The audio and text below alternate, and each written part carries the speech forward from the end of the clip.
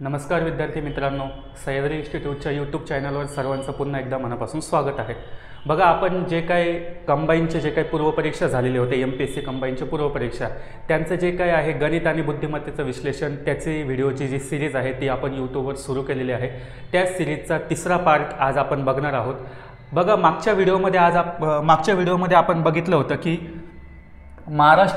आज आपण बघणार आहोत महाराष्ट्र गट क सेवा. मागच्या व्हिडिओमध्ये बघितलं होतं महाराष्ट्र गट ब सेवा संयुक्त पूर्वपरीक्षा 2022. बघा, 2022मध्ये दोन पूर्वपरीक्षा झालेल्या होत्या, एक गट ब ची आणि एक गट क ची. मागच्या व्हिडिओमध्ये आपण गट ब चं एक्सप्लेनेशन बघितलं होतं. ह्या व्हिडिओमध्ये आपण गट क सेवा संयुक्त पूर्वपरीक्षा जी 5 नोव्हेंबर 2022ला झालेली होती, बरोबर, त्याच्यामध्ये असणारे गणित आणि बुद्धिमत्तेचे क्वेश्चन्स नेमके कसे होते आणि ते कसे सोडवायचे त्याचं आज आपण विश्लेषण बघणार आहोत. बघा, त्याच्यामध्ये जे एकूण गणित आणि बुद्धिमत्तेचे प्रश्न होते ते फक्त 15 होते. 86व्या प्रश्नापासून ते प्रश्न हे सुरू झालेले आहेत. बघा, हा जो सेट आहे हा ए सेट आहे. आता आपण बघूया की 86व्या प्रश्नापासून जे काही गणिताचे आणि बुद्धिमत्तेचे प्रश्न होते ते नेमके कसे होते. बघा, ओके, हा बघा, हा आहे 86व्या प्रश्न.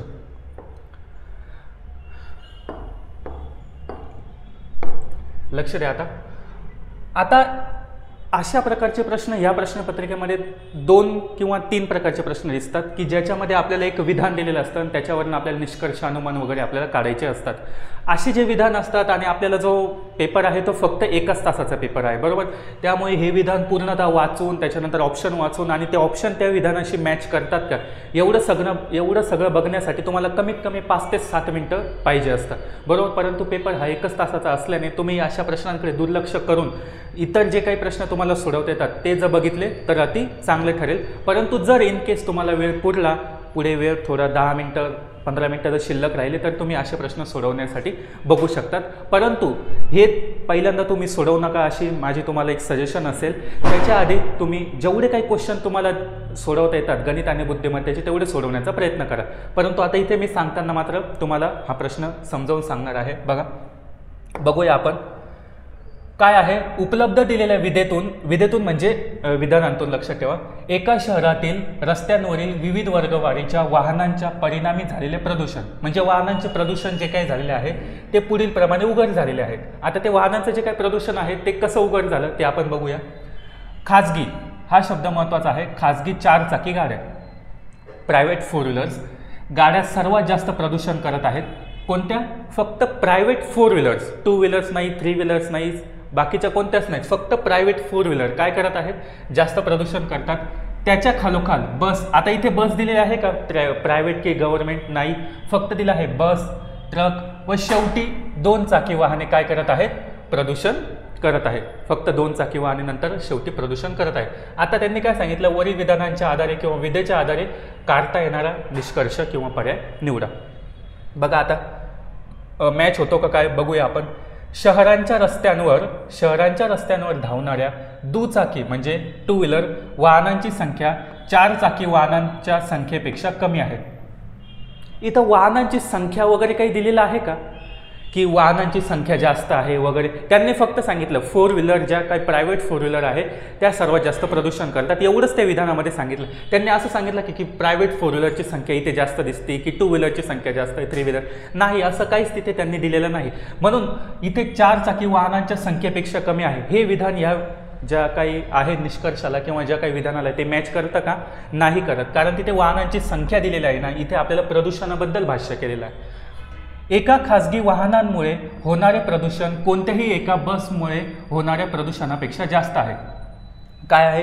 एका खाजगी वाहनामुळे, एका प्रायव्हेट वाहनामुळे होणारे प्रदूषण, एका प्रायव्हेट वाहनामुळे म्हणजे ते प्रायव्हेट वाहन कोणतं असेल, 4 व्हीलर, 3 व्हीलर, 2 व्हीलर कोणतंही, एका प्रायव्हेट वाहनामुळे होणारे प्रदूषण कोणत्याही एका बसमुळे होणाऱ्या प्रदूषणापेक्षा जास्त आहे.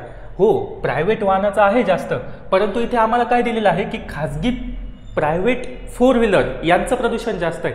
इथं यांनी जर 4 व्हीलर हा शब्द वापरला असता तर हे विधान बरोबर ठरलं असतं, बरोबर. पण इथं फक्त खाजगी वाहनामुळे, पण नेमकं कोणतं वाहन, बरोबर, 4 व्हीलर की 3 व्हीलर? इथं आपल्याला कारण विधानामध्ये 4 व्हीलर दिलेलं आहे, प्रायव्हेट 4 व्हीलरचं प्रदूषण जास्त आहे, म्हणून हे पण विधान इथे मॅच करत नसल्याने आपलं ऑप्शन काय येईल, अ किंवा ब यांच्यापैकी एकही निष्कर्ष आपल्याला काढता येणार नाही. ऑप्शन नंबर याचं काय आहे, उत्तर 4 नंबरचं.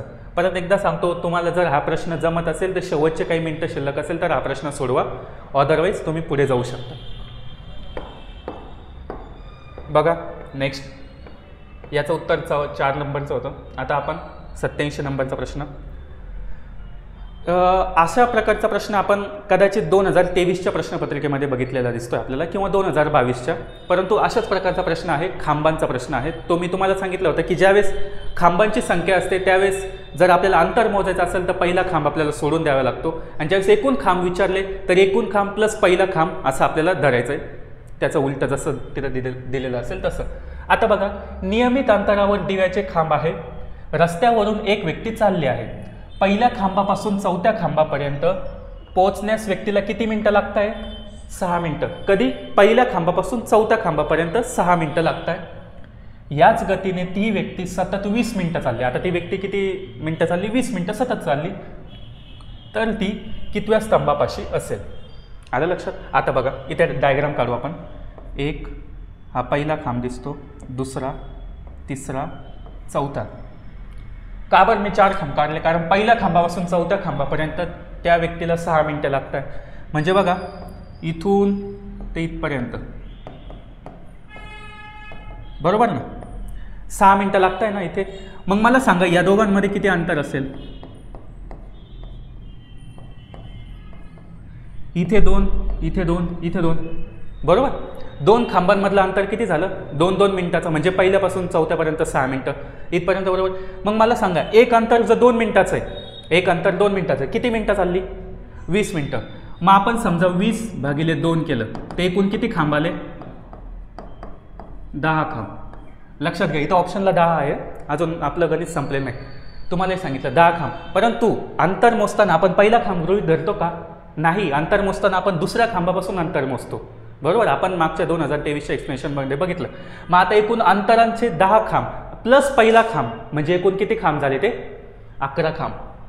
एकूण किती खांब झाले म्हणजे तो कितव्या खांबापाशी असेल, आता सध्या 11व्या खांबापाशी उभ्या असेल. तिथून ज्यावेळेस तो सुरुवात करेल, बरोबर, मग त्याच्यानंतर 12वा 13वा, बरोबर. आता तो 11व्या खांबा, कारण सुरुवात त्याने इथून केली का, नाही, अंतर त्याचं इथून धरलं गेलं, बरोबर ना. इथून एवढं अंतर क्रॉस केल्यावर 2 मिनिटं इथं धरलं गेलं. इथं अंतर धरलं गेलं का, नाही, अंतर इथे धरलं गेलं. म्हणून आपण इथून पुढे 2-2चं केलं आणि प्लस हा खांब, कारण सुरुवात तर इथून केलेली आहे ना त्याने. म्हणून 10 अधिक पहिला खांब म्हणजे की एकूण किती खांब झाले, 11. समजलं. म्हणजे आपलं उत्तर काय असेल, 11व्या खांबापाशी ती व्यक्ती उभी असेल. 22 मध्ये पण हा प्रश्न येऊन गेला, 23 मध्ये पण आला. बघा परत एकदा अशा प्रकारचं ते गणित आलं. तुम्हाला बोललो होतो की या क्वेश्चन पेपरमध्ये जास्तीत जास्त अशा प्रकारचे गणित हे विचारलेले आहेत. बघा पहिल्यांदा वाचून घेऊ. अतिशय अवघड प्रकारची त्यांनी मराठी लँग्वेज इथे वापरलेली असते, बरोबर. परंतु तरीही आपल्याला जर सोडवायचं असेल तर बघूया. प्रोटीन्सचा उत्तम स्रोत असल्यामुळे माशांना वाढती मागणी आहे. माशांमधून प्रोटीन मिळतं, सर्वांना माहीत आहे, म्हणून माशांना काय आहे, मागणी आहे. त्यामुळे आज जगातील जवळपास 70% सागरी साठ्यात गैरवाजवी मासेमारी केली जाते. गैरवाजवी म्हणजे इल्लिगल, की ज्याला म्हणजे परवानगी नसते. तर काही ठिकाणी ते पूर्णपणे संपवले गेले. काही ठिकाणी पूर्णपणे काय केलं, ते पूर्ण तिथले इल्लिगल मासेमारी करून तिथले मासे काय करून घेतले, संपवून टाकलेले आहेत. मानवी वापरासाठी मत्स्योत्पादन करण्यासाठी जलशेतीचे प्रमाण सातत्याने व्यापक होत आहे. जलशेतीचे प्रमाण काय होत आहे, व्यापक होत आहे. का बरं, कारण मानवाला सर्वात जास्तीत जास्त माशांचा वापर करावा लागतो म्हणून. पण यात मत्स्यशेतीशी संबंधित पाणी प्रदूषण व लागून असलेल्या नैसर्गिक माशांच्या समूहात आजारांचा प्रादुर्भाव पसरवणाऱ्या पर्यावरण जोखमीचेही व्यवस्थापन करणे गरजेचे आहे, बरोबर. जर तुम्ही माशांची शेती वगैरे केली तर आसपासचं जे काही पर्यावरण असेल किंवा त्या पाण्याशी संबंधित जेवढे काही सजीव असतील त्यांच्या जीवाला काय आहे तिथे धोका सुद्धा उत्पन्न होत आहे. म्हणून त्याच्यासाठी सुद्धा काहीतरी उपाययोजना करणं हे गरजेचं आहे. यासाठी जलशेती क्षेत्राने मत्स्य प्रजाती विशेषतः कुपासारख्या भक्षक माशांच्या परिणामकारक, कुपा म्हणजे माशांचा एक प्रकार आहे, कुपासारख्या भक्षक माशांच्या परिणामकारक आणि पर्यावरण स्नेही पद्धती विकसित केल्या पाहिजे. म्हणजे काय, कुपासारखे जे काय मासे असतात ते पर्यावरणासाठी चांगल्या प्रकारचे असतात. म्हणून त्यांचं जे काय आहे, त्यांची जी पाळीव असते किंवा त्यांना पाळण्याचं प्रमाण जे काय आहे ते जास्त विकसित केलं पाहिजे. सागरी वन्य पकडीचे मासे खायला घालून पोचलेल्या कुपासारखे मासे खाण्याची धनवान लोकांना वेळ असते, याचा सागरावर ताण येतो. आता जो काही कुपा आहे तो पर्यावरणाला मदत करतो, परंतु काही लोक त्यासुद्धा माशाला खातात, म्हणून त्याला काय असतं की पर्यावरणाला अशा कुपासारखे मासे खाल्ल्यामुळे त्यांना काय होत असतो, ताण निर्माण होत असतो. तर त्यांनी काय सांगितलं, पुढे दिलेल्या विधानातून वरील परिच्छेदाचा सर्वात उचित निष्कर्ष निवडा. एक सिंपल काय आहे की मानवाच्या वापरासाठी मासे खाणे हे उत्तम आहे किंवा महत्त्वाचे आहे. त्याच्यामुळे काही ठिकाणी काय होतं, जिथे मासे आपल्याला भेटत नाही तिथे इल्लिगल प्रकारची मासेमारी केली जाते. ती इल्लिगल प्रकारची मासेमारी केल्यामुळे तिथलं माशांचं जे काही उत्पन्न आहे ते कमी झालेलं आहे. परिणामी मग आपण काय करतो, जलशेती करतो. पण जलशेती करत असताना आजूबाजूचं पर्यावरणसुद्धा विचारात आपण घेतलं पाहिजे, आणि ते विचारात घेऊन आपण जर कुपासारखे मासे पाळले तर ते आपल्याला तिथे मदत करतील. परंतु काही लोकांमुळे ते कुपासारखे मासेसुद्धा भक्ष्य केले जातात आणि त्यामुळे तिथे धोका निर्माण होतं. असं एक इनडायरेक्ट ते काही विधान आहे ते आपण सांगितलं. वरील विधानातून परिच्छेदाचा सर्वात उचित निष्कर्ष निवड. आता बघा काय आहे, थोडं वर घेऊ आपण.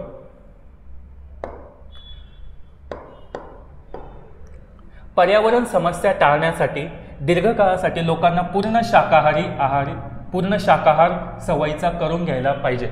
आता मला सांगा, पर्यावरणाच्या समस्या टाळण्यासाठी सर्व लोकांना शाकाहारी करणे इथे गरजेचे आहे का? किंवा ही गोष्ट इथे ह्या तरी जगात पॉसिबल आहे का? नाही, ही गोष्ट पॉसिबल नाही, ती पॉसिबल होणार आहे नाही, आणि ती पॉसिबल करणे गरजेचे सुद्धा नाही. बरोबर, पूर्ण जी काही मानव प्रजाती आहे ती पूर्ण शाकाहारी करणे इथे गरजेचे नाही. त्याच्यामुळं हा पर्याय इथे पहिल्यांदाच एलिमिनेट होतो. जोपर्यंत अन्य माशांना जोपासणारी पर्यावरण स्नेही यंत्रणा, बरोबर, अन्य माशांना, जे काही मासे आपण खातो त्यांना जोपासणारी पर्यावरण स्नेही यंत्रणा रचली जात नाही, तोपर्यंत भक्षक माशांच्या जलशेतीवर प्रतिबंध घातला पाहिजे. हे इथं बरोबर ठरतं. काय आहे, भक्षक माशांच्या जलशेतीवर काय घेतला पाहिजे, प्रतिबंध घेतला पाहिजे. म्हणजे जेणेकरून आपण काय करत आहोत, तिथल्या आसपासचं पर्यावरणसुद्धा डॅमेज होणार नाही, त्या माशांनासुद्धा तिथे धोका निर्माण होणार नाही, आणि जेणेकरून ते पर्यावरण जे काय आहे ते समतोल राहील. जोपर्यंत अन्य माशांना जोपासणारी ती पर्यावरण स्नेही यंत्रणा विकसित होत नाही तोपर्यंत. ठीक आहे, आपण इथे क्वेश्चन मार्क देऊ. सागरांवर येणारा ताण टाळण्यासाठी लोकांना तळ्यात किंवा नद्यात राहणारे गोड्या पाण्यातील मासे खायला प्रोत्साहित केलं नाही, ही पण गोष्ट शक्य नाही. आता मला सांगा, सर्वच जण गोड्या पाण्यातलेच आपण मासेमारी केली जाते का? नाही. सर्वात जास्त तुम्हाला माहीत आहे की कोकणच्या किनारपट्टीवर किंवा बाकीच्या ठिकाणी जे काय मासेंना खारवून विक्री केली जाते, देशात विदेशात परदेशामध्ये ती विक्री केली जाते. त्याच्यामुळं गोड्या पाण्यातली मासेमारी भारतामध्ये पाहिजे तशी विकसित होईल का? नाही. कारण आपल्याला सर्वात जास्त तो समुद्रकिनारा जो लाभला आहे, आणि आपला पूर्ण काही कोकण किंवा जो काही कोळी समाज आहे तो त्याच्यावरच गुजराण चालू आहे. त्याच्यामुळं सागरांवर येणारा ताण टाळण्यासाठी तळ्यांवर गोड्या पाण्यातले मासे खायला प्रोत्साहन नाही, ही पण इथे गोष्ट शक्य नाही. फक्त काही प्रजातींच्या माशांची शेती पारिस्थितिकीच्या जैवविविधतेला बाधक ठरत आहे. फक्त काही मासेच का? नाही. आपले मनुष्याचे जे काही कृत्य असतील किंवा इल्लिगल प्रकारची जी काही मासेमारी असेल ती सुद्धा तिथे हानिकारक ठरत आहे. आणि नेहमी लक्षात ठेवायचं की कधी पण तुमच्या ऑप्शनमध्ये फक्त हा शब्द ज्यावेळेस येतो, फक्त हा शब्द येतो, तर ते विधान नेहमी रॉंग असतं. हे नेहमी लक्षात ठेवायचं. फक्त हा शब्द आला ते विधान रॉंग असतं. त्याच्यामुळं असे काही शब्द आले की जी गोष्ट शक्यच नाही आहे ती गोष्ट जर तिथे करायला लावली तर ते सुद्धा विधान इथे रॉंग होतं. बघा, पहिली गोष्ट काय, पूर्ण शाकाहार तो शक्य नाही. तिसरी गोष्ट काय, गोड्याच पाण्यातले मासे खायचे, खाऱ्या पाण्यातले नाही खायचे, ते पण सुद्धा गोष्ट इथे शक्य नाही. आणि इथे ही सुद्धा गोष्ट शक्य नाही. म्हणून आपण या पर्यायासोबत आपण जाऊया. दुसरा ऑप्शन बघूया. नेक्स्ट बघा, एक सिटिंग अरेंजमेंटचा दुसरा टाईप असं म्हणता येईल याला.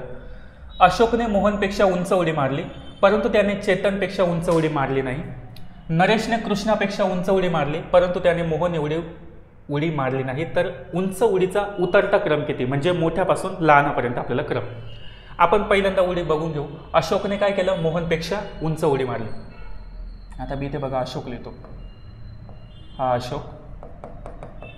अशोकने काय केलं आहे, मोहनपेक्षा उंच उडी मारली. आलं लक्षात? ट्री डायग्रामद्वारे आपण सोडवूया. परंतु त्याने चेतनपेक्षा उंच उडी मारली नाही. कोणी? अशोकने. अशोकने काय केलं, मोहनपेक्षा उंच उडी मारली, परंतु चेतनपेक्षा उंच उडी नाही मारू, म्हणजे चेतनने याच्यापेक्षा उंच उडी मारलेली, असा याचा अर्थ आहे. चेतनने याच्यापेक्षा उंच उडी मारली, बरोबर.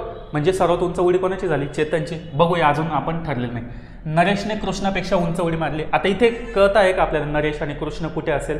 नाही समजत आहे आपल्याला. नरेश इकडे पण असू शकतो, इकडे पण असू, कृष्ण पण इकडे पण, इकडे पण. परंतु त्याने मोहन एवढी उडी मारली नाही. हां, मोहन एवढी उडी कोणी नाही मारली? नरेशने. म्हणजे नरेशने मोहनपेक्षा ऑब्वियस कमीच उडी मारली, बरोबर. नरेशने कृष्णापेक्षा उंच उडी मारली, म्हणजे कृष्णाची उडी सर्वात कमी ठरली. झालं सगळं. आता आपल्याला काय करायचं आहे? उतरता क्रम शोधायचा आहे. चेतन, अशोक, मोहन, नरेश, कृष्णा आहे का? चेतन, हे बघा, चेतन, अशोक, मोहन, नरेश, कृष्ण आहे 3 नंबरचा ऑप्शन. बघा इथे कन्फ्यूज होऊ शकता तुम्ही, त्याच्यामुळे हे व्यवस्थित आलं पाहिजे. चेतन, अशोक, मोहन, नरेश, कृष्ण, सर्वात शेवटी कृष्ण आहे. बघा सर्व ऑप्शनमध्ये शेवटी कृष्ण आहे आणि 3 ऑप्शनमध्ये पहिल्यांदा चेतन आहे, म्हणजे आपल्याला तो मधला क्रम आहे तो व्यवस्थित झालाच पाहिजे. 3 नंबरचा ऑप्शन. नेक्स्ट, हे सुद्धा सिटिंग अरेंजमेंटचं गणित आहे. काही व्यक्ती बाकावर बसल्या आहेत. व्ही ही व्यक्ती ए यांच्या शेजारी, यस ही व्यक्ती जीच्या शेजारी, जी ही व्यक्ती ए जेच्या बरोबर नाही, ए जे बाकाच्या डाव्या टोकाला, यस बाकाच्या उजव्या टोकाकडून दुसऱ्या स्थानी, व्ही ही व्यक्ती ए यांच्या उजवीकडे आणि ए जेच्या उजवीकडे आहे. व्ही आणि यस सोबतीने बसले आहेत. जर जी आणि व्ही यांनी त्यांच्या जागांची अदलाबदल केली तर या माहितीच्या संदर्भात दिलेल्या विधानांपैकी सत्य नसलेले म्हणजे आपल्याला चुकीचं विधान निवडायचं आहे. ओके, आता पहिल्यांदा आपण मांडणी करून घेऊ. व्ही ही व्यक्ती ए यांच्या शेजारी आहे, यस ही व्यक्ती जीच्या शेजारी आहे. अजून आपल्याला गणितामधून एक हिंट भेटत असते की तिथून आपल्याला गणित स्टार्ट करायचं असतं. जी ही व्यक्ती ए जेच्या बरोबर नाही. बघा ए जे बाकाच्या डाव्या टोकाला, म्हणजे आता आपली जी डावी साईड आहे तिथे आपण ए जे मांडूया. बघा इथे ए जे डाव्या टोकाला, ए जे त्याच्या तिकडे कोणी आहे का? नाही. यस बाकाच्या उजव्या टोकाकडून दुसऱ्या स्थानी, म्हणजे इकडून दुसऱ्या स्थानी कोण आहे? यस. म्हणजे इथे कोणीतरी बसलेलं असेल आणि इथे यस आहे. समजलं? आता काय आहे? व्ही ही व्यक्ती ए यांच्या शेजारी आहे, यस ही व्यक्ती जीच्या शेजारी आहे. आता यस ही व्यक्ती जीच्या, म्हणजे जी इकडे पण असू शकतो, इकडे पण असू शकतो. बरं ठीक आहे. जी ही व्यक्ती ए जेच्या बरोबर नाही. आता जी ही व्यक्ती ए जेच्या बरोबर नाही म्हणजे इथे तर जी येणार नाही किंवा इथे कुठेच जी येणार नाही. बघूया नंतर परत आपल्याला काही भेटतं का? व्ही ही व्यक्ती ए यांच्या उजवीकडे आणि ए जेच्या उजवीकडे आहे. ए जेच्या पण उजवीकडे व्ही आहे आणि ए यांच्या सुद्धा उजवीकडे व्ही आहे, बरोबर. आता बघा याची अरेंजमेंट, ही अरेंजमेंट आहे. काय आहे? ए यांच्या उजवीकडे आणि ए जेच्या उजवीकडे व्ही आहे, ए यांच्या सुद्धा उजवीकडे व्ही आहे आणि ए जेच्या सुद्धा उजवीकडे व्ही आहे. तिथं असं दिलं का लगेच उजवीकडे? लगेच दिलं असतं तर चिटकून होता, परंतु लगेच हा शब्द नाही वापरला, फक्त उजवीकडे. व्ही आणि यस सोबतीने बसले आहे, म्हणजे व्ही आणि यस हे सोबतीने बसले आहे. म्हणजे आता हा यस आहे, आपण इकडे सरकवून घेऊया. बघा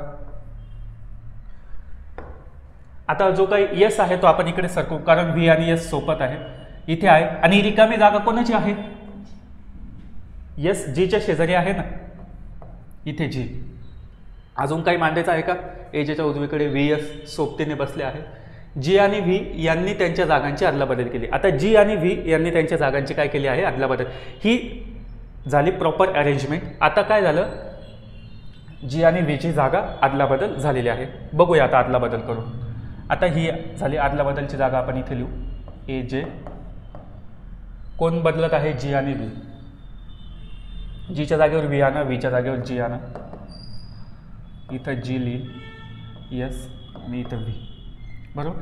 ही झाली त्यांनी सांगितल्यानुसार अरेंजमेंट आपली ही झाली. आता याच्यानुसार सत्य नसलेले म्हणजे आपल्याला चुकीचं विधान इथे निवडायचं आहे. त्यांची तोंडे कोणत्या दिशेला आहेत हे माहीत नसल्याने स्थाने निश्चित करता येणार नाही. ठीक आहे, त्यांची तोंडे आपण असं समजलं की त्यांची सर्वांची तोंडे उत्तरेकडे आहेत, त्यानुसारच आपली उजवी आणि डावी बाजू तिथे होती. परंतु ठीक आहे, हे पण विधान सत्य आहे की असत्य आहे ते बघूया. हे सत्य पण दिसतं, असत्य पण दिसतं. ठीक आहे, दुसरं ऑप्शन बघूया.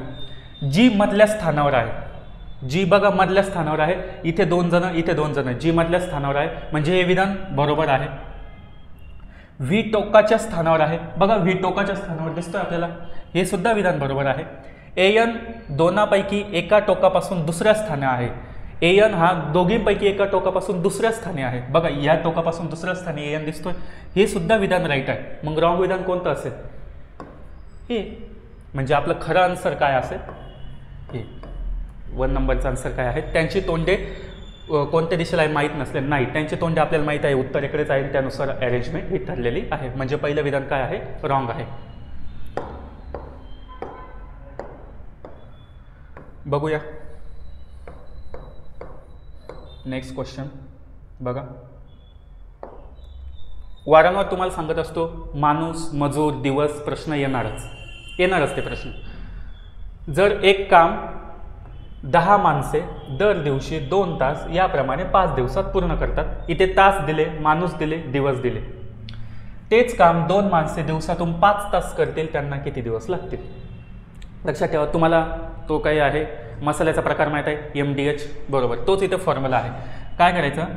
MDH अपॉन M म्हणजे man, D for days, H for hours, W for work.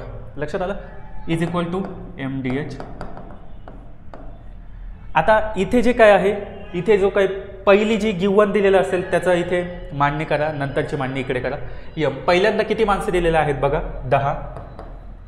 इथे कोणताच साईन नसल्याने गुणाकार. D दर दिवशी 2 तास 5 दिवसात, बरोबर, 5 दिवस, आणि हवर्स किती? 2. आता किती काम आहे? एकच काम आहे, म्हणून बेसला 1 लिहिण्याचा काही संबंध नाही, कारण बेसला 1 लिहिणं म्हणजे उत्तर तेच येतं.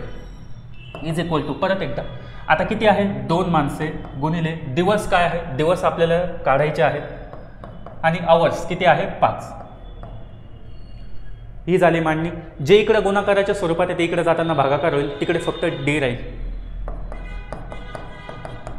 बघा इथे फक्त D राहिला, म्हणजे दिवस. 5 जाईल, 5 जाईल, 2 जाईल, 2 जाईल, किती उरले? 10. किती दिवसात काम करत आहे ते? 10 दिवसात. आहे का ऑप्शनमध्ये? आहे. लक्षात आलं? MDH फॉर्म्युला लक्षात ठेवा. बघा परत एकदा तुम्हाला बोललो होतो, अशा प्रकारचे गणित ह्या पेपरमध्ये 3 वेळा विचारलेले आहेत, जे तुम्हाला निग्लेक्ट करायचे आहे, सोडून द्यायचे आहे, दुर्लक्षित करायचे आहे. पुढील 5 विधाने व नंतर 3 विधाने विशिष्ट क्रमाने एकत्र करून पर्याय जुळवलेले आहेत. त्यातून तार्किकदृष्ट्या यथार्थ युक्तिवाद निर्देशित करणारा पर्याय निवडा. युक्तिवाद यथार्थ ठरण्यासाठी जुळणीतील तिसरे विधान हे त्या आधीच्या 2 विधानांवर आधारित निष्कर्ष असायला हवे. म्हणजे जे काही तिसरं विधान आहे ते 2 विधानांचा परिणाम असला पाहिजे. म्हणजे 2 विधानं का सत्य आहे याचं कारण तिसरं पाहिजे, हे लक्षात ठेवा. म्हणजे इथे ऑप्शनमध्ये जेवढं काही तिसरा ऑप्शन दिसतोय आपल्याला, बघा इथे, हे ह्या दोघं का आहे याचं कारण इथे असेल, हे तुम्ही तिथे लक्षात घ्यायचं. मग आपण आता ऑप्शननुसार जाऊया. C ऑप्शन बघा, C काय आहे? कार्बन डायऑक्साईड व हरितगृह वायू पर्यावरणासाठी हानिकारक आहे. लक्षात आलं? काय? कार्बन डायऑक्साईड CO2 आणि हरितगृह वायू पर्यावरणासाठी काय आहे? हानिकारक आहे. आता याचं कारण या पहिल्या 2 विधानांमध्ये दडलेलं पाहिजे, B आणि E मध्ये. हे हानिकारक आहे. का आहे हानिकारक? बरं, B विधान, वाहनांची वाहतूक कार्बन डायऑक्साईड व अन्य हरितगृह वायूंचा उत्सर्ग करते. ओके, ठीक आहे. E काय आहे? वाहनांची वाहतूक पर्यावरणासाठी हानिकारक आहे. नाही, ठीक आहे, वाहनांची वाहतूक पर्यावरणासाठी हानिकारक आहे, परंतु आपल्याला कारण काय पाहिजे? आपल्याला कारण हे पाहिजे आहे की कार्बन डायऑक्साईड, हरितगृह वायू पर्यावरणासाठी हानिकारक का आहेत. याचं कारण हे नाही असू शकत वाहनांची वाहतूक पर्यावरणासाठी हानिकारक आहे. हे लक्षात घ्या. ते वायू फक्त वाहनांतूनच येतील का? मी फक्त ह्या विधानांचा विचार सांगतोय तुम्हाला, फक्त इथे, कारण त्यांनी ते सांगितलंय तिसरे विधान 2 विधानांचं परिणाम पाहिजे, म्हणून हा ऑप्शन येणार. आता बघा CBE, इथे काय आहे? E काय आहे? वाहनांची वाहतूक पर्यावरणासाठी हानिकारक आहे. मग का रे बाबा, वाहनांची वाहतूक पर्यावरणासाठी का हानिकारक आहे? मला सांगा बरं तुम्ही. मग ठीक आहे, मी सांगतो. कार्बन डायऑक्साईड व हरितगृह वायू पर्यावरणासाठी हानिकारक आहे. ओके, मग ते वायू, आता B, वाहनांची वाहतूक कार्बन डायऑक्साईड व अन्य हरितगृह वायूंचा उत्सर्ग करते. यस, याच्यामुळे वाहनांची वाहतूक पर्यावरणासाठी हानिकारक आहे. का हानिकारक आहे? कारण लक्षात घ्या की कार्बन डायऑक्साईड आणि हरितगृह वायू जे आहे ते पर्यावरणासाठी हानिकारक आहे, परंतु जे वाहनं असतात त्या वाहनांच्या धुरांतून हे वायू बाहेर पडले जातात, म्हणून वाहनांची वाहतूक पर्यावरणासाठी हानिकारक आहे. अशा पद्धतीचं हे विधान आहे, म्हणून दुसरं ऑप्शन बरोबर. तिसऱ्या ऑप्शनकडे जायची काहीच गरज नाही. जरी गेलो आपण, D विधान काय सांगताय? काही वाहनांची वाहतूक कार्बन डायऑक्साईड व हरितगृह वायूंचा उत्सर्ग करत नाही. का करत नाही? कार्बन डायऑक्साईड हरितगृह वायूंचा परिणामासाठी हानिकारक आहे. करत नाही विचारलं ना, का करत नाही मला ते कारण सांगा. हानिकारक आहे हे नका सांगू. ए काय आहे, काही वाहने पर्यावरणासाठी हानिकारक नाही असं काही. तर ठीक आहे, हे धरलं आणि हे 3 योग्य होता, परंतु कार्बन डायऑक्साईड हरितगृह वायू पर्यावरणासाठी हानिकारक नाही हे इथं बसत नाही. सेम हे पण आहे. ए काय आहे, काही वाहने पर्यावरणासाठी हानिकारक नाही, हे कारण यायला पाहिजे. बी काय आहे, वाहनांची वाहतूक कार्बन डायऑक्साईड हरितगृह वायूचं. आणि इथं काहीच वाहनांचा उल्लेख केला आणि इथं सर्व वाहनांचा उल्लेख केला, म्हणून हे सुद्धा ऑप्शन इथे बरोबर ठरत नाही. अतिउचित किंवा अति योग्य ऑप्शन हे 2 नंबरचं ठरवतं.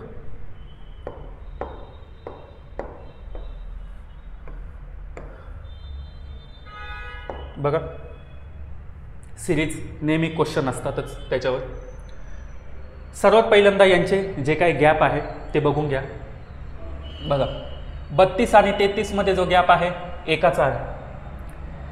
33 आणि 37 मध्ये 4. 37 आणि 46 मध्ये कितीचा गॅप दिसतोय, 9.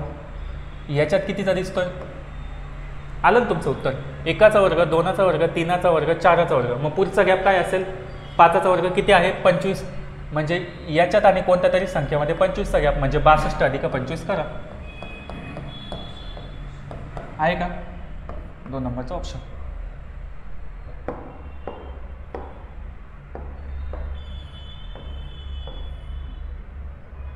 बघा, वयाचं गणित आहे, इथे सोडवूया आपण. 3 व्यक्तींच्या वयांची सरासरी 60 वर्ष आहे. बघा, वय, सरासरी, सिटिंग अरेंजमेंट, दिशा वगैरे हे एक्झाम्पल येणारच, ते नेहमी येणारच. कोणत्याही परीक्षेला जा तुम्ही ते एक्झाम्पल येणार. त्याच्यामुळे हे जे काही एक्झाम्पल आहे हे पहिल्यांदा तुम्ही करून ठेवा, नंतर उरलेले जे काही घटक आहे गणिताचे ते करा. 3 व्यक्तींच्या वयांची सरासरी 60 वर्ष आहे. त्यांच्या वयाचे गुणोत्तर 2:3:4 आहे. सर्वात तरुण आणि सर्वात वयस्कर व्यक्तींच्या वयातील फरक किती. पहिल्यांदा त्यांचे वय आपण काय आहे ते काढून घेऊ. ज्यावेळेस इथे गुणोत्तर प्रमाण दिलेलं असतं तिथे आपण x मानून घेऊया, म्हणजे 2x, 3x, 4x. आणि ते काय आहे, आजचंच दिलेलं आहे, असं थोडी दिले की किती वर्षापूर्वी, किती वर्षानंतर वगैरे, तसं काही दिलेलं नाही. म्हणून आपण काय करूया, यांची सरासरी काय आहे, 60 वर्ष. बेरीज का नाही, बेरीज नाही, सरासरी 60 वर्ष आहे. मग बघा, 2x + 3x + 4x भागिले 3. सरासरी म्हणजे काय, एकूण संख्यांची बेरीज भागिले एकूण संख्या. एकूण संख्या 3 आहे, त्यांची बेरीज केली आणि ही सरासरी किती आहे, 60. आता सोडवता येईल आपल्याला. हा 3 इकडे भागाकारला, तिकडे जाताना तो गुणाकार होईल आणि यांची सगळ्यांची बेरीज होईल. 3 आणि 2 5 आणि 4 9. ओके, x बरोबर 20. काय विचारलं, सर्वात तरुण आणि सर्वात वयस्कर. सर्वात तरुण कोण दिसतं, 2x. 2x म्हणजे किती, 20 गुणिले 2 म्हणजे किती झाले ते 40. आणि सर्वात वयस्कर काय आहे, 4x. 20 गुणिले 4 20 चौक 80. आणि यांच्यातलं तुम्हाला काय विचारलं आहे, फरक विचारला आहे. 80 आणि 40 मधला फरक किती आहे, 40. ओके, आलं लक्षात. फरक, फक्त फरक विचारलेला होता आपण.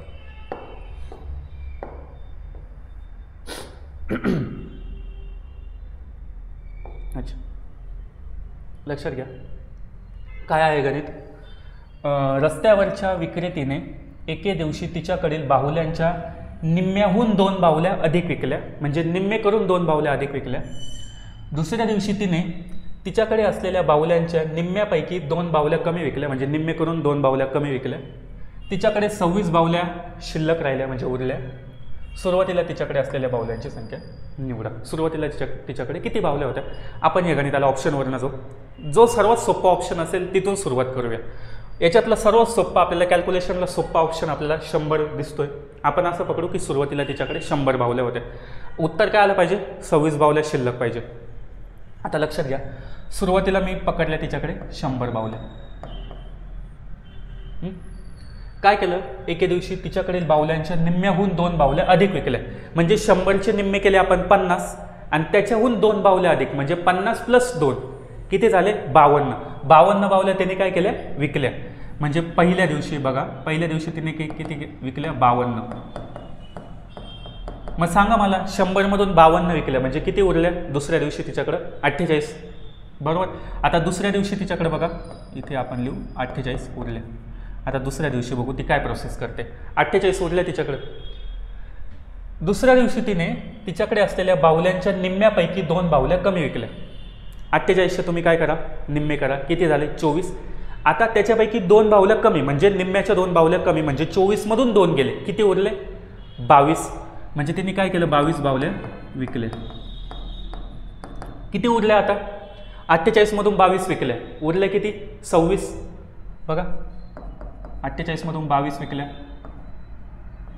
किती उरल्या 26 आहे का, 26 शिल्लक राहिल्या. बरोबर, म्हणजे आपला ऑप्शन इथेच कोणता आला 100. म्हणजे तिच्याकडे सुरुवातीला किती बाहुल्या होत्या 100. पहिल्या दिवशी तिने निम्म्याहून 2 बाहुल्या अधिक म्हणजे 52, दुसऱ्या दिवशी निम्म्याहून 2 बाहुल्या कमी म्हणजे 22 आणि 26 शिल्लक राहिल्या म्हणजे पहिलं ऑप्शन 100.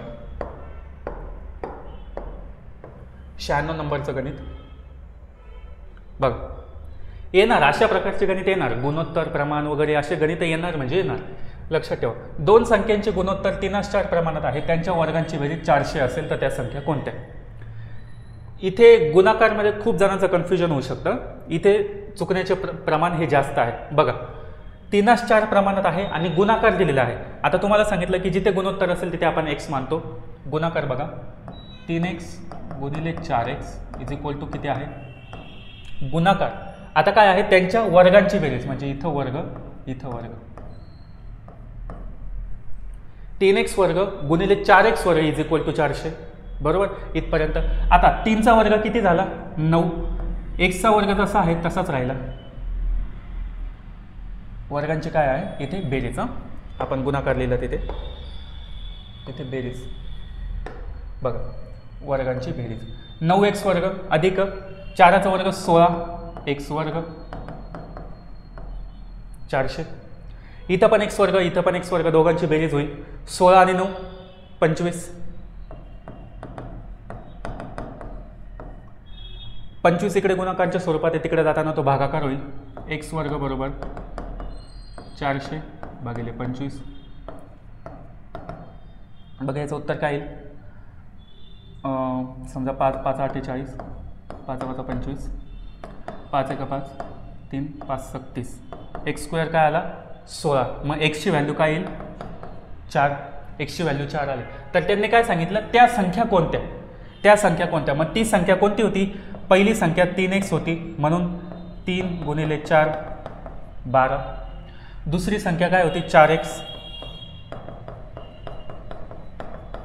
संख्या कोणत्या होत्या त्या 12 आणि 16. आहे का ते ऑप्शन. व्यवस्थित ते गणित बघा, तिथे चुकण्याचं प्रमाण तिथे जास्त आहे म्हणून. आता अशा प्रकारचं गणित आपण सोडवलेलं आहे बरोबर मागच्या काही प्रश्नपत्रिकांमध्ये. नेहाचा पगार अगोदर 10% कमी केला, नंतर तेजीमुळे 30% वाढवला, मूळच्या पगारात किती टक्के वाढ झाली. एकदम सिंपल गणित आहे. नेहाचा पगार काय केला 10% कमी केला म्हणजे तो किती केला 90. एकूण टक्के 100 असतात, 10% कमी केला म्हणजे तो किती केला 100. असं समजू की पहिला पगार 100 होता, 10% कमी केला किती झाला 90. गुणाकार करा. नंतर तेजीमुळे 30% वाढवला 130, एकूण 100 पैकी केलेलं. ओके हे सोडवा पहिल्यांदा. 0 जाईल 0 जाईल 0 जाईल 9 2.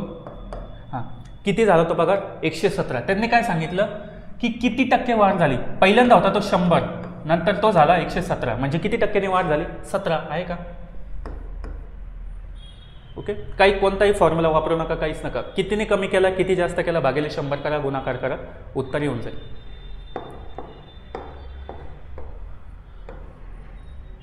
दिशेचं गणित आहे आपण इथे सोडवूया, जागा आहे आपल्याला. बघा सोमा पूर्वेकडे 10 किलोमीटर चालत गेला. मांडून घ्या इथे आपण किती स्टार्टिंग पॉईंट लिहिला. पूर्वेकडे म्हणजे तिकडच्या साईडला तो किती गेला 10 किलोमीटर. त्यानंतर वळून दक्षिणेकडे 2 किलोमीटर गेला म्हणजे खालच्या साईडला 2 किलोमीटर. लक्षात आलं. तो पुन्हा वळून पूर्वेकडे 2 किलोमीटर गेला म्हणजे परत एकदा इकडे 2 किलोमीटर. त्यानंतर तो उत्तरेकडे 7 किलोमीटर गेला. आता उत्तरेकडे तो किती किलोमीटर गेला म्हणजे वरच्या साईडला तो 7 किलोमीटर. तर त्याच्या सुरुवातीच्या स्थानापासून ते सध्याच्या स्थितीच्या स्थानापर्यंतचे अंतर किती म्हणजे सुरुवातीचं हे स्थान आणि सध्या स्थितीत तो ह्या स्थानावर आहे तर यांचं अंतर तुम्हाला विचारलं. पायथागोरसचं प्रमेय. पहिल्यांदा ट्रँगल बनवून घ्या. ही आहे हायपोटेनस किंवा कर्ण. हे याची लांबी आपल्याला काढायची आहे. कर्णाची लांबी म्हणजे काय, बाजूचा वर्ग अधिक बाजूचा वर्ग, बरोबर. आता पहिल्यांदा बाजू आपल्याला निर्माण करायची आहे ट्रँगल, म्हणून मी इथे पण एक डॉटेड लाईन काढतो. आता आपल्याला हा जो काही ट्रँगल आहे हा 90 डिग्रीचा तयार झालेला आहे इथे. मग आता बघा एवढं जे काही अंतर आपल्याला दिसतंय हे अंतर आपल्याला एवढाच ट्रँगल आपल्याला ड्रॉ केलेला आहे, बरोबर. मग एवढं अंतर आता इथे तर 2 कमी झालेलं आहे, म्हणजे एवढं जे अंतर आहे ते आपल्याला किती दिसत आहे, 5. बघा आपण इथे दुसरा पेन घेऊ. एवढं अंतर किती दिसत आहे आपल्याला, 5. कारण एकूण 7 होतं, इथे 2 कट झालं, म्हणून एवढं अंतर किती झालं, 5. आता बघा हे एवढं ट्रँगलचं अंतर जे काय आहे बेसचं, बघा हे 10 आणि हे 2, म्हणजे हे किती झाले, 12. बाजूचा वर्ग अधिक बाजूचा वर्ग, 12चा वर्ग 144 आणि 5चा वर्ग 25. त्यांची बेरीज करा, 169, बरोबर. इज इक्वल टू कर्ण किंवा हायपोटेनस. 169 कशाचा वर्ग आहे, 13चा, म्हणजे आपल्याला कर्ण किंवा जे काही सरळ माप आहे ते किती आहे, 13 आहे का आपल्या ऑप्शनमध्ये. पहिला ऑप्शन 13.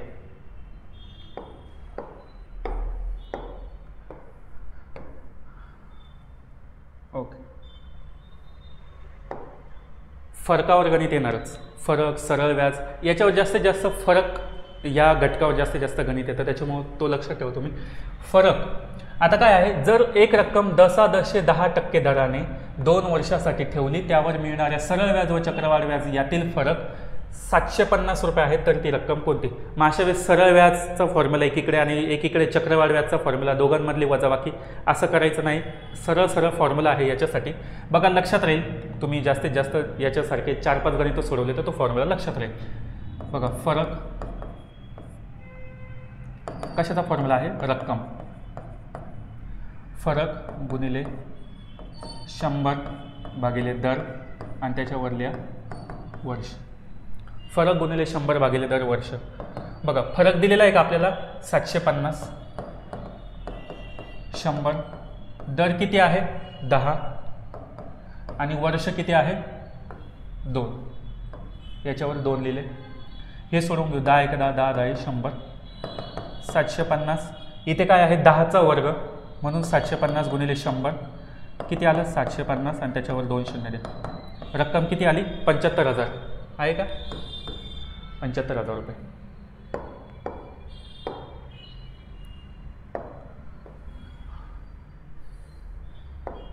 लास्ट. आता बघा नेहमी ज्यावेळेस अशा प्रकारचं कॅल्क्युलेशन तुम्हाला इथे दिलेलं असतं, बरोबर, आणि तुमच्याकडं असं समजा की जो काही एक्झामिनर आहे तो तुमचा पहिल्या पेपरपासून किंवा पहिल्या विद्यार्थ्यापासून पेपर गोळा करण्यासाठी त्यांनी सुरुवात केलेली आहे आणि तुम्ही या गणितावर अडून आहात, तर नेहमी लक्षात ठेवायचं, आयोगाचा हा पॅटर्नच असतो. 99.99% लक्षात ठेवा की ज्यावेळेस एवढं मोठं गणित दिलेलं असतं आणि याच्यापैकी भरपूर संख्या या सारख्याच प्रमाणात असतात, त्यावेळेस उत्तर नेहमी 1 किंवा 0 हेच असतं. उत्तर काय असतं, नेहमी 1 किंवा 0. त्यामुळे घाईघाईमध्ये तुम्ही या 2 ऑप्शनमध्ये रिस्क घेऊ शकता, 1 किंवा 0. हे लक्षात ठेवा नेहमी, कारण आयोगाने याच्या आधी सुद्धा असे प्रश्न विचारले आहे आणि त्यांचे उत्तर 0 किंवा 1 याच दरम्यान आलेले आहे. हे पण उत्तर येऊ शकत नाही, हे पण उत्तर येऊ शकत नाही, उत्तर हेच येतं. हे लक्षात ठेवा, 99.99%. पण तरी आपण हे सोडवूया. आता बघा इथे 856 592, 856 264, 592 264. बघा इथे 3च संख्या आहे, त्यांची फक्त इथे आदलाबदल केलेली आहे, 3च संख्या आहे. आता काय करा, इथे 856 इथे 592, मग कोणती संख्या इथे ॲब्सेंट दिसते तुम्हाला, इथे 264. बघा आता इथे काय करा, 264 अधिक, इथे अधिकचं साईन आहे ना, ते अधिकचं. 856 आणि 264 इथे कोणती संख्या तुम्हाला ॲब्सेंट दिसते, 592 लिहिली, वजा सेम इथे कोणती संख्या तुम्हाला ॲब्सेंट दिसते, 200 कोणती 856. आणि भागाकाराच्या स्वरूपात तुम्हाला एवढ्या सगळ्यांचा गुणाकार आहे, तो गुणाकार इथे करायचा आहे. बघा म्हणजे काय, 856 गुणिले 264 592. हे लक्षात ठेवा, एवढा गुणाकार करायची गरज आहे का, बघूया गरज आहे की नाही. पहिल्यांदा हे सोडवूया, याची ॲडिशन करून घेऊया, 264 आणि 592. बघा 4 आणि 2 6, 9 6 15, 1 2 आणि 1 3, 5 आणि 3 8, 856 वजा 856 आणि खाली तो जो काय गुणाकार आहे तो 856 मधून 856 गेले, उरला 0. आणि शून्य ज्यावेळेस अंशस्थानी असेल आणि छेदस्थानी कोणतीही संख्या असेल, कोणतीही या जगातली कोणतीही संख्या असेल, किती पण मोठी संख्या असेल, पण त्याच्या अंशस्थानी जर शून्य असेल तर त्याचं उत्तर नेहमी शून्य येतं. पण तुम्हाला गुणाकार करायची गरज आहे का? नाही. लक्षात ठेवा. मग याचं उत्तर काय असेल? शून्य. तुम्ही रिस्कसुद्धा घेऊ शकता. बघा, आता आपण जे काही एक्सप्लेनेशन बघितलं आहे 2022च्या क्वेश्चन पेपरचं, गट क पूर्व परीक्षेला जो काही पेपर झालेला होता त्याचं एक्सप्लेनेशन होतं. याच्यातले 3 गणितं जे अशा प्रकारचे होते की जिथे तुम्हाला दुर्लक्षित करायचे होते, बरोबर. जे काही विधान आणि तर्क या घटकावर आधारित गणित होते, बरोबर. ते विधानच सोडले तर बाकीचा जो काही पूर्ण पेपर होता तो पूर्ण आपल्या आवाक्यातला पेपर होता. साधारणतः तुम्हाला 10च्या पुढे मार्क पडतील, बरोबर. अशा टाईपचा तो पेपर होता. म्हणजे ते 3 प्रश्न सोडले, म्हणजे 15पैकी 3 गेले तर 12, आणि उरलेला समजा हा क्वेश्चनमध्ये तुम्ही रिस्क घेतली तर 11, बरोबर. म्हणजे असे 10 तरी प्रश्न जर तुमचे बरोबर आले असते तरीसुद्धा आपल्या इथे आपण मेन्सला जो काय आहे तो मेन्सला क्वालिफाय होऊ शकलो असतो. आणि तसंच 2024च्या पण क्वेश्चन पेपरमध्ये आपल्याला तीच पद्धत अवलंब करायची आहे. बघा, तुम्हाला एक्सप्लेनेशन कसं वाटलं ते आम्हाला नक्कीच कमेंट बॉक्समध्ये सांगा. त्यानंतर आपण भेटूया नंतर लवकरच 2021च्या क्वेश्चन पेपर घेऊन. तोपर्यंत प्रॅक्टिस करा. सर्वांना ऑल द बेस्ट. धन्यवाद.